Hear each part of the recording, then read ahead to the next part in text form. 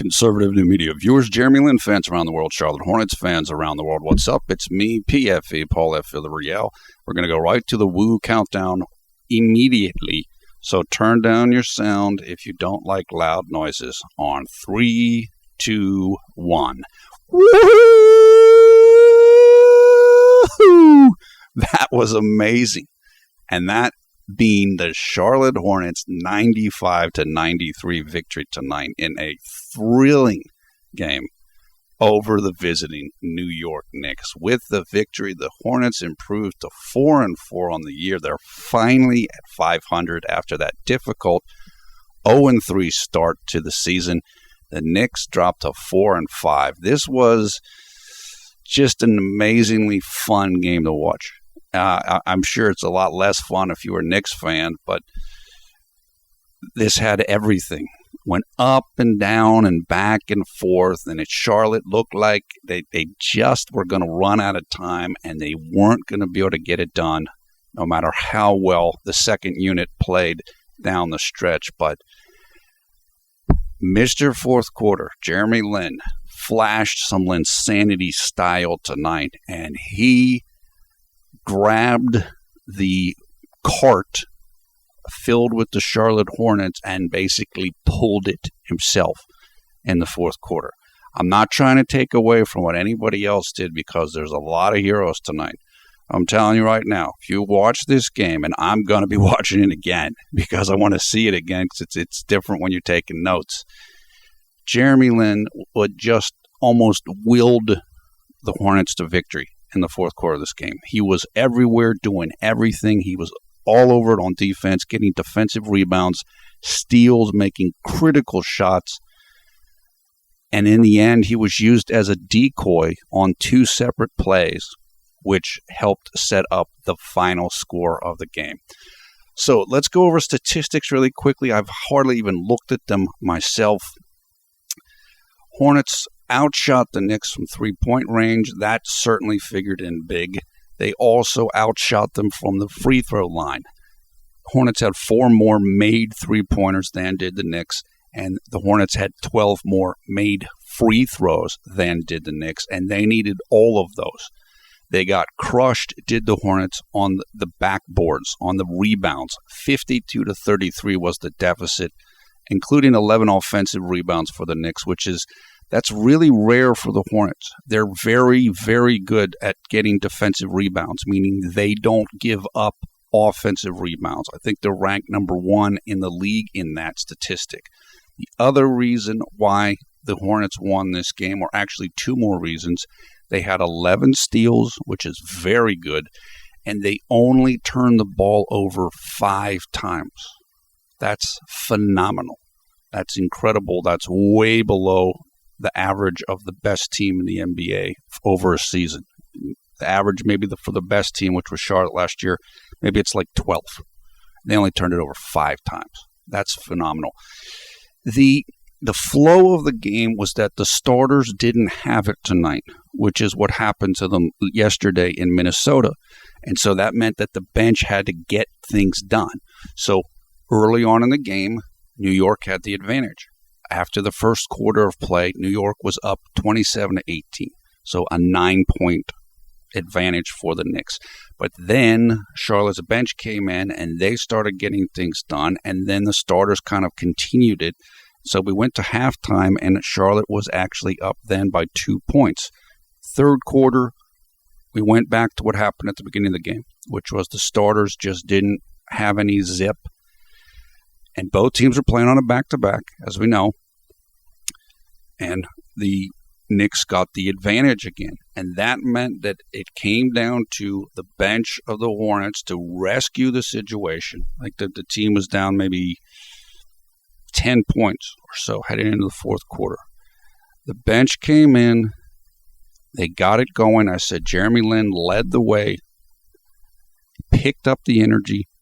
The building got energized, and they just put it away. And credit to Steve Clifford. I know a lot of Jeremy Lin fans were unhappy with him earlier in the game when Jeremy only played 7 minutes in the first half, and I understand that completely.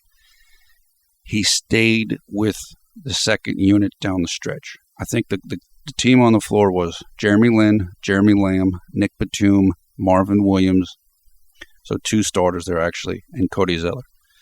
And they outscored the Knicks by 12 points in the fourth quarter and just survived to win when Kristaps Porzingis' three-pointer that went through the net was ruled to have come just a fraction of an instant after the final buzzer.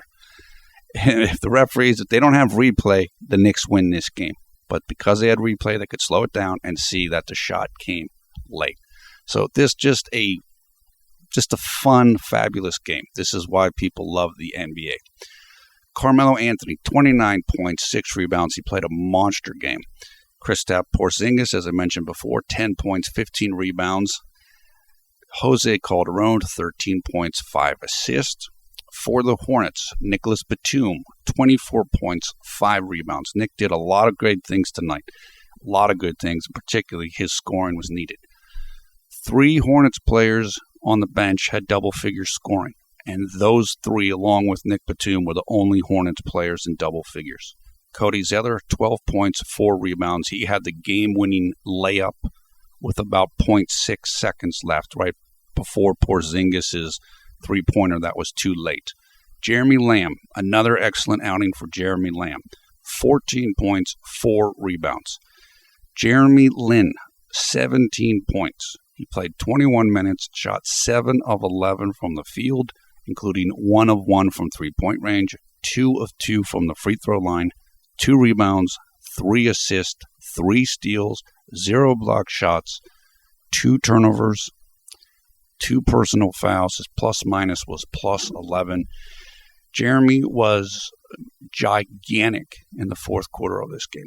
He had a 13 efficiency in the fourth quarter of this game, which he played the entire fourth quarter. He came in late third, and Clifford just kept him in because he and that unit were playing exceptionally well. This is Mr. Fourth Quarter. This is Mr. Clutch. This is Linsanity Roll. The energy, if you're not used to watching Jeremy Lin, if you're just a Hornets fan or you're a casual basketball fan coming into this video, the energy that the arena had in the fourth quarter when Jeremy's making plays, that's Linsanity. It's like an infectious energy and momentum, and everybody gets caught up in it. Everybody. And it's just magical. And that's what we saw tonight. And Jeremy Lin is capable of doing this. He's still capable of doing it. Never went anywhere. He needs to get more opportunities. And it's exactly what happened in this game. And they needed it. And I'm thrilled for Jeremy because he got to show what he can do. And now the coaching staff and his teammates have seen it in the regular season. It's one thing to do it in the preseason. It's another thing to do it in the regular season. In a tough, hard-fought game, which came right down to the wire. So Jeremy still has to be consistent. He still has to work on doing this game in and game out. He can't play like this every single night. Nobody can. But this should give him a lot of confidence, and it should give the team and the coaching staff confidence in him as well. It's in there. You just got to figure out the way to tap it so that Jeremy can play like this consistently. And look, as I said, a lot of it's on him. He has to be focused. He has to be on it. In the fourth quarter, Jeremy's defense was exceptional, just great. And he doesn't always play defense that hard or that well. So as I said, it's a combination of the coaches giving him a chance, his teammates giving him a chance, and he has to take the chance. When he has the opportunity, got to make the most of it, and he did that tonight. So this couldn't be any bigger. The team needed this victory to move to 4-4. If they're going to actually chase the 8th playoff spot in the East, it's going to be a fight, or maybe the 7th and 8th, although the way Detroit's playing, you can almost lock them up at number 7 or one of the 7. The 8th playoff seed is going to come down to New York, Indiana, could be Boston, Milwaukee, and Charlotte. So it's going to be a struggle.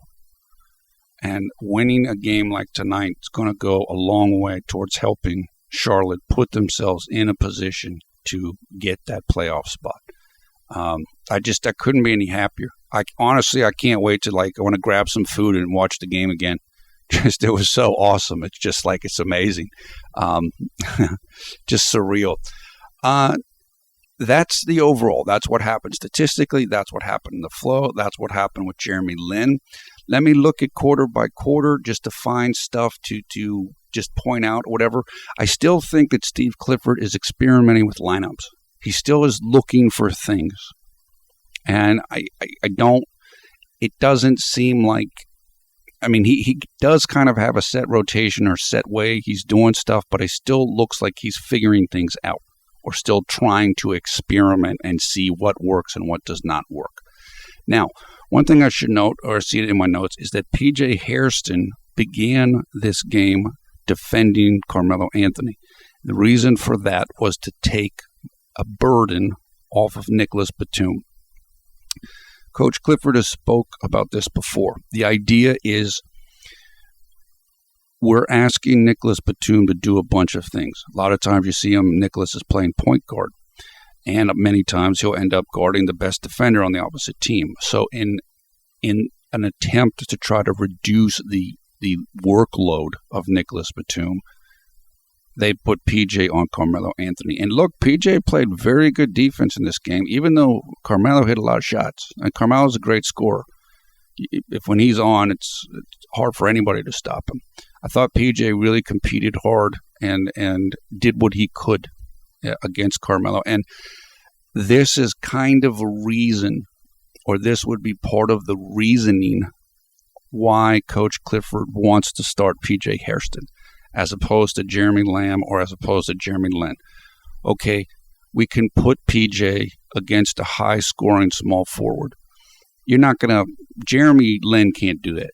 Not against – Jeremy's too small to guard Carmelo Anthony. Jeremy Lamb, he could, I guess, but I think PJ is almost like a defensive specialist, and that's what you want him to do. And you don't need him to do anything else. So if your first unit is getting enough points, put PJ in there with them and just let him play against Carmelo Anthony, basically. So I understand the logic of what Clifford was doing here tonight. Porzingis was hot early. Porzingis is a tremendous, tremendous talent. He is going to be a serious player in this league. As long as he doesn't get hurt. Guys that tall have a tendency to get leg injuries and foot injuries. If Porzingis doesn't have injury problems, he's going to be a beast in the NBA. The kid's 19 years old. And if you watch this game, look how smooth he looks. He was calm on that last three-pointer. That was the play that was designed for him with Carmelo being the decoy. He's going to be fun to watch for a long period of time. Jeremy came in first time for the game with 2 minutes and 7 seconds left. So Clifford is staying with Kemba for majority of the first quarter. Look, as people know, Clifford is on the last year of his contract. So as Nate and other people on Twitter have said, Clifford is coaching desperate. He's got to win. When you're desperate, you tend to cling on to what you know or what you're used to. Clifford mentioned in his practice interview, I think a shoot-around interview yesterday. He said 2 years ago we went to the playoffs. He was playing Kemba Walker, now Jefferson, like more than 40 minutes a game. In other words, those were the guys that he trusted. He didn't trust other guys to play. So that's kind of what's been happening to Jeremy. I'm not saying it's fair. After tonight, you can see that it's not necessarily a smart decision, but I think that's what's happened with Steve Clifford. He wants to win at all costs because he needs to for himself. And he's staying with the guys that he knows and the guys that he's relied on before. Tonight, though, Kemba didn't play badly. He didn't shoot the ball well. It was 2 of 11 from the field. And again, I like Kemba. I like Kemba a lot better than probably any of the other backcourt partners that Jeremy Lin has had in the last couple of years. He seems like a really good dude. He likes Jeremy, and he supports Jeremy from everything I can see. There's no ill will. There's no none of that stuff, right? So I don't want to be too hard on Kemba, but tonight Jeremy definitely had it going better than Kemba did. And it took Steve Clifford a while to figure that out. But once he figured it out, then he stayed with Jeremy Lin. So I'll give him the benefit of that. He knew enough to not change things up once the team got it going. And Kemba was on the bench cheering as hard as he possibly could. So like I said, look, it's about winning.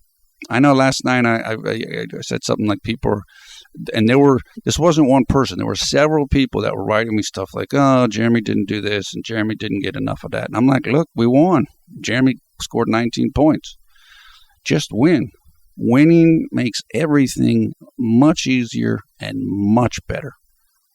Even if you're not getting a ton of playing time, just everything gets simpler. And that's how I felt last night. So I was just happy the team won. I'm happy the team won tonight. As a Jeremy Lin person, I'm happier that Jeremy played a huge part in tonight's win. He played a big part in last night's win too. But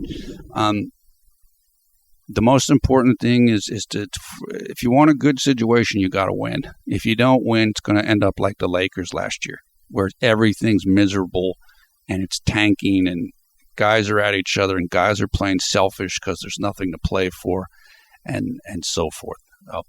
Okay, that's what I saw in the first quarter. Second quarter, I put that the Charlotte's second unit offense looked confused. It was like they're trying to pick up the energy, like they're working hard to have more energy. Jeremy Lin and Jeremy Lamb, but it's still not in sync. They still need more repetition and more flow, and it's not there yet. And they're going to it's not a surprise. They're new, playing with one another. It is going to take some time, but I could see that Jeremy wanted the team to he wanted the team to kind of snap to it, and that easy motion isn't there yet because they're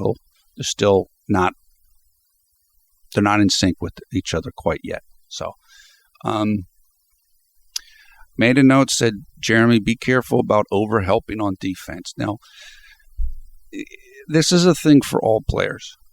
What Charlotte does is they want to protect the paint. They want to kind of pack the paint a little bit. So if Jeremy's man is way out on the three-point line, the coaches still expect Jeremy to get his feet or one of his feet right on or in the paint. And so sometimes you will see then the ball comes back out to Jeremy's man, and then you're running at the guy while he's shooting a shot. And if you're not super quick, sometimes you won't get out there quickly enough. And it looks like, oh, the guy messed up because the guy got a wide open shot. Jeremy's got to be careful of this. He doesn't have super recovery speed in terms of that type of a thing. And sometimes he'll kind of float a little bit and lose his spot. But he does fine. And like I said, look, especially for the shorter players, the smaller players, it takes them longer to cover a distance than it does for a taller player. So it looks worse with them. But Jeremy's trying to do what he's told to do, which is help out on defense and make sure you're around the paint to kind of make things harder for the offense in that zone. So in the middle of the second, the teams were kind of trading baskets. So Charlotte's second unit was doing well, and Jeremy was starting to pick it up, but the Knicks had a lead. They were up by like 10 points or whatever. So in that situation, you can't just go back and forth. You need to play defense. And fortunately, the Hornets did do that down the stretch. Then I put also in the second quarter, the offense is still too loosey-goosey for the Hornets. This second unit offense, it's as they become more synchronized, it will work much better. But it's like there's an urgency without discipline.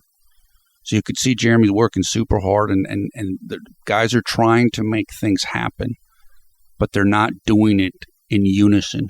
It's kind of herky-jerky.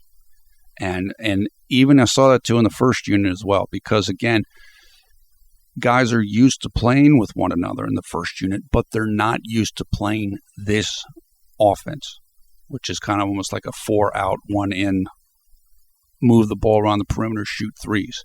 So it's going to take time. Again, it's going to take time for the first unit. There's just the first unit's a little bit more in sync than the second unit, and that's because of the chemistry that they've built up playing together over a period of time. So I'm actually really proud of the second unit. I think this was the sharpest that they looked the entire season. Maybe Minnesota last night, but I thought that they were even sharper than they were last night. So the effort and the focus was there. It's just not quite inscribed in the brain yet of, okay, I got to do this, and this is how I do it, and this is how we all do it in at one time. It's not there yet, but they really worked hard tonight to do it properly, and so I got to give them a lot of credit. Okay. Then I put the second unit has given the team a tremendous amount of energy. That was in the second quarter, and I said the second unit brought the energy tonight on the back-to-back, and that's what you expect of them. They particularly with this type of a system and with the type of talent that you have on the second unit, especially Jeremy, that's what they need to do. The starters didn't have it. You come in and you supercharge things with energy, especially when you're playing at home. And that's what they did tonight. And look, I give credit to the Knicks. The Knicks are a lot better than they were last year. They're significantly better. They have a lot of depth now. They got Porzingis. They're much more cohesive themselves than the way that they played last year. They're no joke anymore. They're a legitimate team, kind of legitimate middle of the road, bottom middle of the road, lower middle of the road team. But they're not on the low end anymore. They're a real team, and this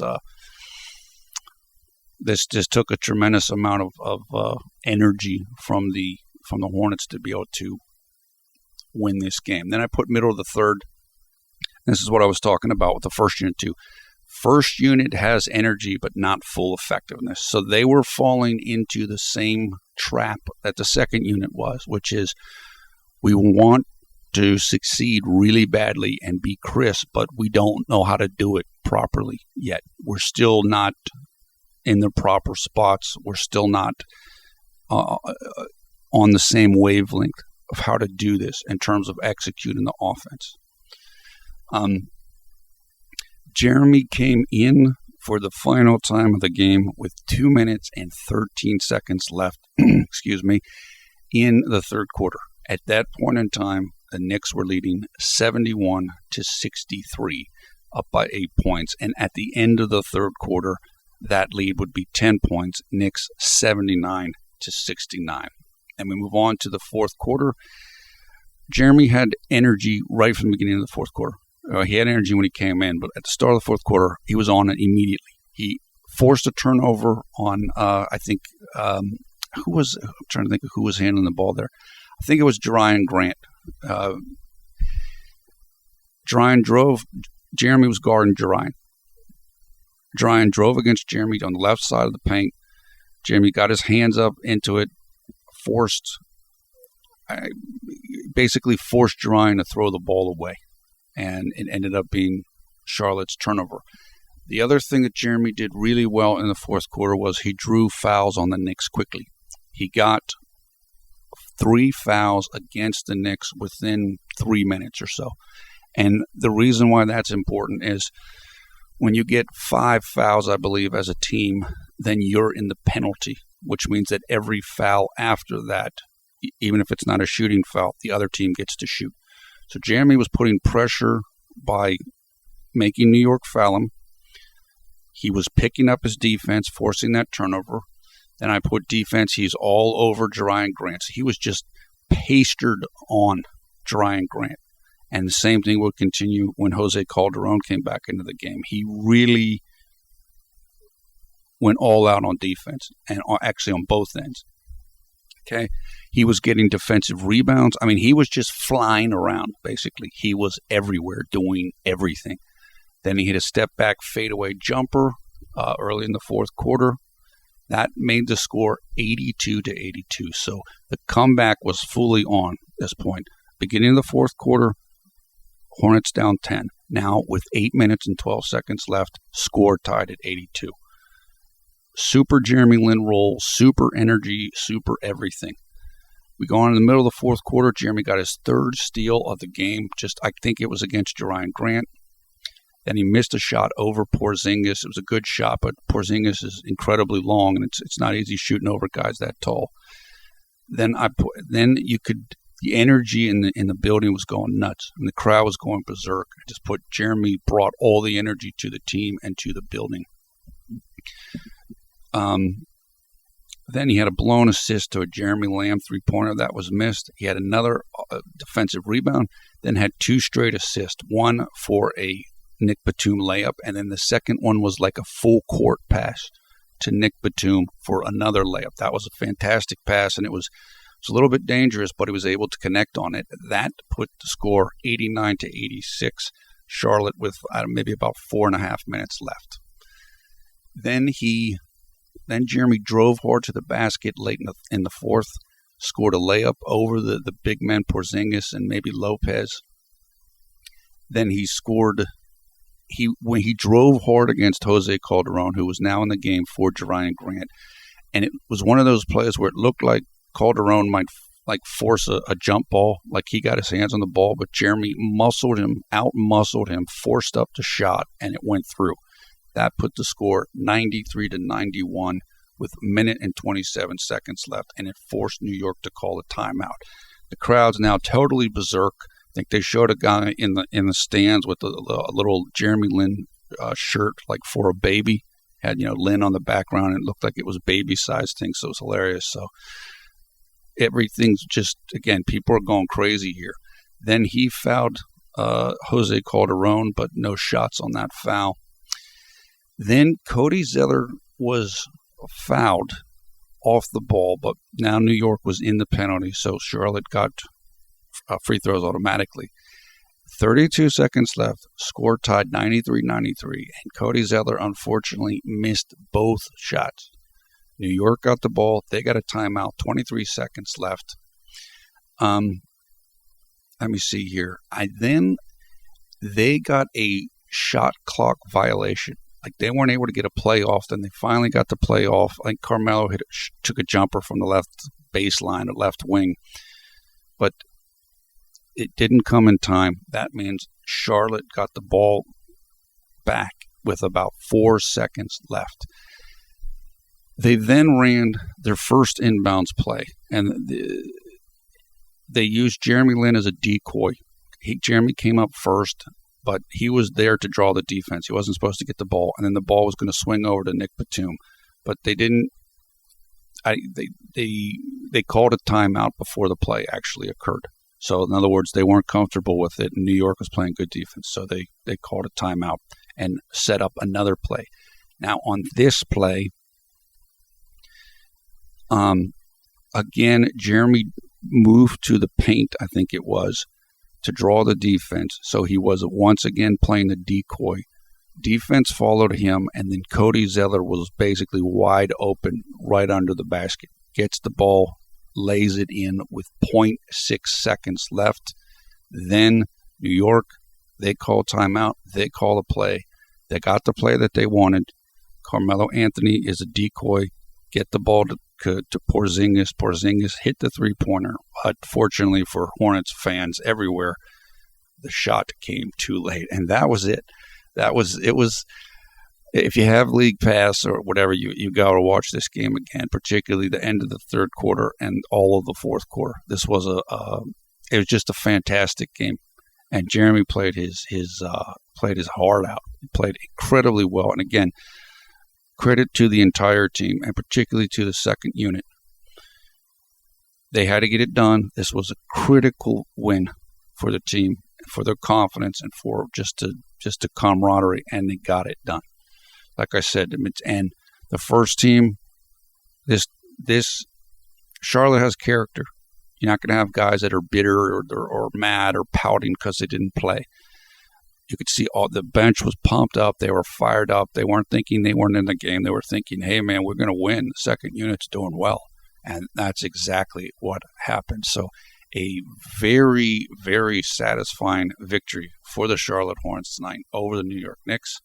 Once again, team improves to 4-4 after, remember, that difficult 0-3 start.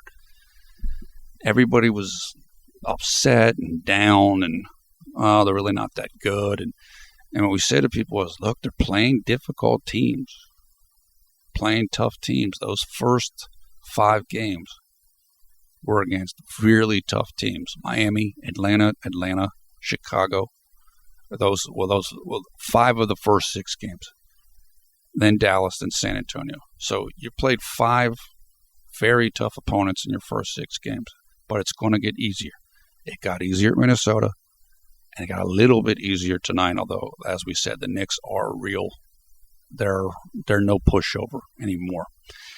Team improves to 4-4, and that brings us to the next game, which will be coming up 2 days from now on Friday, November 13th here in the United States.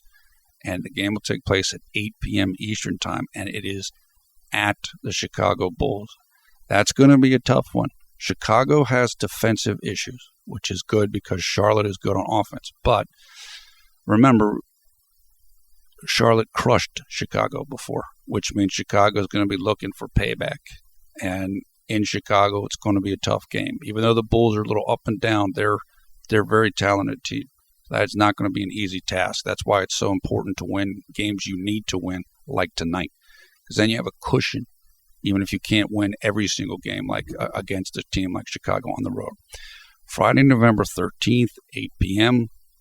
at Chicago. I guess that game will be on League Pass. That means Saturday, November 14th at 9 a.m.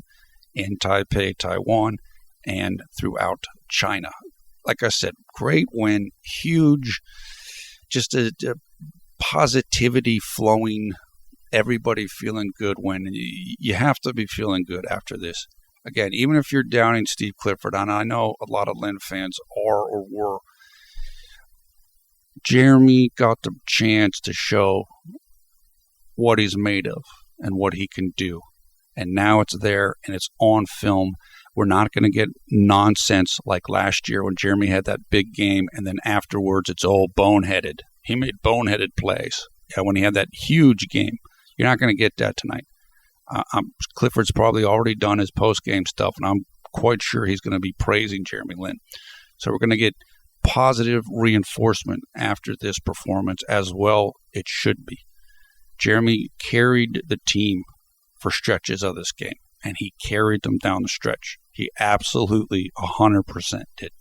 Not putting down anybody else or the contributions of people like Batum and Lamb, but Jeremy's not on a team, they don't win. It's as simple as that. He just went into mega mode, Super Saiyan insanity mode, and that really, really helped the team get this victory tonight over determined New York Knicks squad. Thumbs up, thumbs down, your comments below. We want to thank Gary Chen for the artwork you're looking at right here. Gary is an artist and blogger in Taiwan. He's also a member of the Jeremy Only Lynn Garden fan group, which is a great bunch of people that we know. We thank Gary and Jeremy Only Lynn Garden for letting us use this artwork and for all the help they've given us over many years now. For information about Gary and Jeremy Only Lynn Garden, see the video description below the video player for links. Also, in the video description, we'll put highlights of this game or information for highlights so you can go check it out. Finally, there in the video description, you'll find how you can come and join the Conservative New Media Facebook group, and also how you can come and follow us on Twitter. We love talking basketball on Twitter. Hopefully you'll come and follow us so we can talk with you also. Once again, I am PFV Paul Villarreal, the NBA expert. Thanks a lot for watching Conservative New Media. We strive to be the #1 Jeremy Lin YouTube fan channel. Just a soul-building, I don't know, just an amazing win tonight. This was as good as it gets, and it was right on time for the team and for the Jeremy Lin fans. So we move on to Chicago. Can the team move above 500? If they could win that game in Chicago, that would be an incredible accomplishment. But I don't want to set them up. They'll be the underdog, and that's the appropriate designation for them. But look, now that we're 500, now we've got the platform to go from here. Now we can absorb a loss, or we can look to get even. Now we're in position to get even above 500 with a unexpected win. So can't wait. Looking forward to it. We'll see you guys all on Twitter and in the comments, and we'll be talking to you shortly on Friday after the game against the Chicago Bulls.